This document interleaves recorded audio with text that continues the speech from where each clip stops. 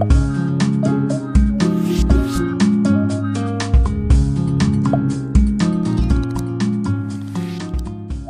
pagi anak-anak semuanya. Bagaimana kabar kalian? Baik-baik semua kan? Pagi hari ini kita akan belajar IPS pada tema yang ke-9, subtema ketiga pada KD 3.3 tentang pengaruh kegiatan ekonomi terhadap kesejahteraan masyarakat. Seperti kita ketahui, dalam kehidupan sehari-hari, manusia memiliki banyak sekali kebutuhan hidup. Ada makan, kebutuhan akan tempat tinggal, hiburan, dan sebagainya. Anak-anak pernah belajar tentang itu pada materi sebelumnya. Nah, dari berbagai macam kebutuhan hidup itu, manusia ingin memenuhi semuanya. Maka dari itu, manusia melakukan kegiatan ekonomi. Seperti yang pernah kita pelajari, kegiatan ekonomi dikelompokkan menjadi 3, yaitu produksi, distribusi, dan konsumsi. Kita akan mempelajari pengaruhnya terhadap kehidupan masyarakat. Kita akan mulai dari yang pertama adalah kegiatan produksi. Seperti yang anak-anak pernah pelajari sebelumnya, yang dimaksud dengan kegiatan produksi adalah kegiatan menghasilkan atau menambah nilai guna suatu barang ataupun jasa. Contohnya pada gambar di samping, anak-anak bisa melihat ada produksi kue bakpao. Pelaku kegiatan produksi dinamakan dengan produsen. Dari gambar bisa kita lihat beberapa orang melakukan aktivitas membuat kue. Adapun tujuan kegiatan produksi yang pertama adalah memenuhi kebutuhan masyarakat atau bisa dikatakan kebutuhan konsumen.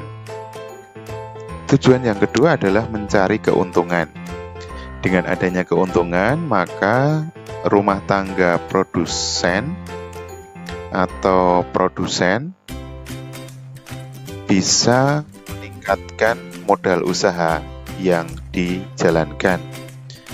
Dengan demikian, jika modal usaha meningkat, maka kaitannya dengan tujuan yang keempat, yaitu mempertahankan kelanjutan usaha atau usaha yang dijalankan akan bisa terus berjalan. Kemudian yang kedua, kegiatan ekonomi selanjutnya adalah distribusi.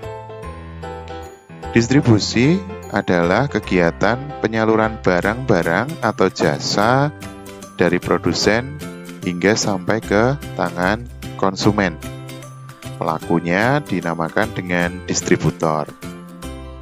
Contohnya anak-anak bisa melihat pada gambar di samping, di mana ada truk-truk pengangkut sayur dan buah-buahan hasil dari perkebunan, kemudian akan dijual di kota atau ke daerah lain.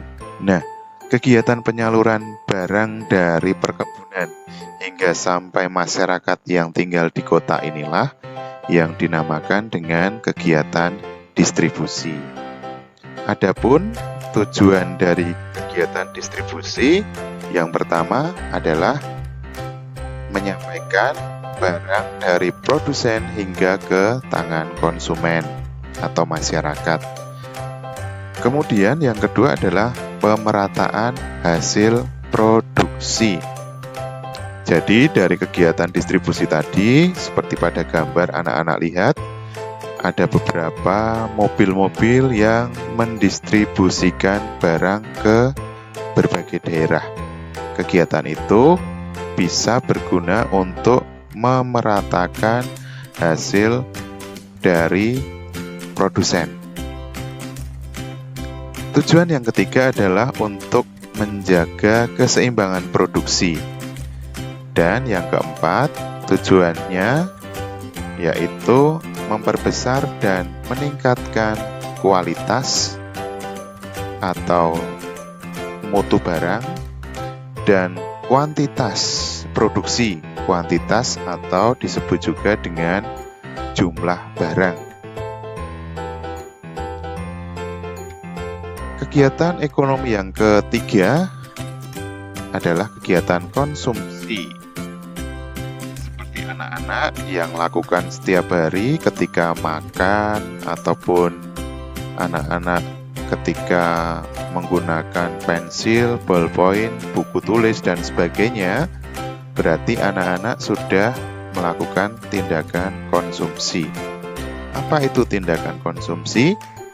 Tindakan konsumsi adalah kegiatan menghabiskan atau mengurangi nilai guna suatu barang atau jasa.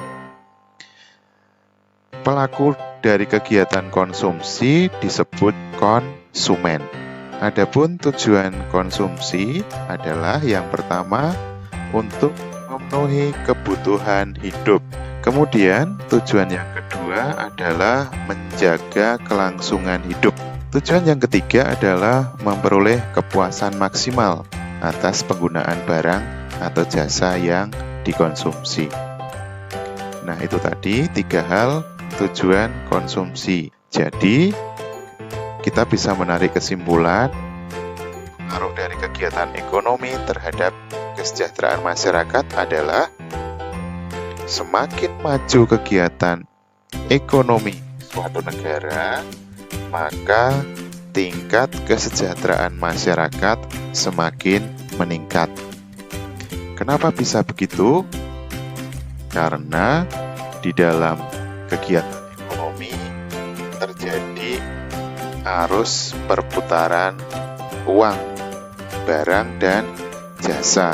Nah, anak-anak, sekarang kita akan belajar tentang bagaimana cara menghargai keanekaragaman pekerjaan yang ada di masyarakat.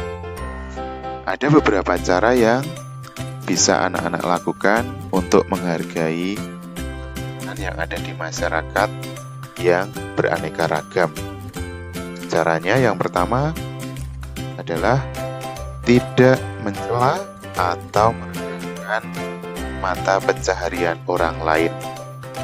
Jadi, apapun pekerjaan orang, entah itu sebagai tukang sapu, guru, presiden, dokter, kita harus menghargainya.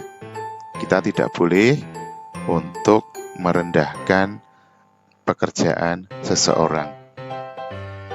Yang kedua, dengan cara menghormati orang yang sedang bekerja. Kemudian ketiga, menghargai pekerjaan orang lain, sama seperti di nomor 1 tadi. Kemudian yang keempat, cara menghargai keanekaragaman pekerjaan yang bisa dilakukan adalah membiasakan membeli produk-produk lokal. Yang kelima, membiasakan mengkonsumsi makanan dan buah-buahan dalam negeri. Demikian tadi anak-anak pembelajaran kita hari ini. Saya harap anak-anak menjaga kesehatan, kebersihan diri, dan senantiasa belajar yang rajin. Sampai jumpa.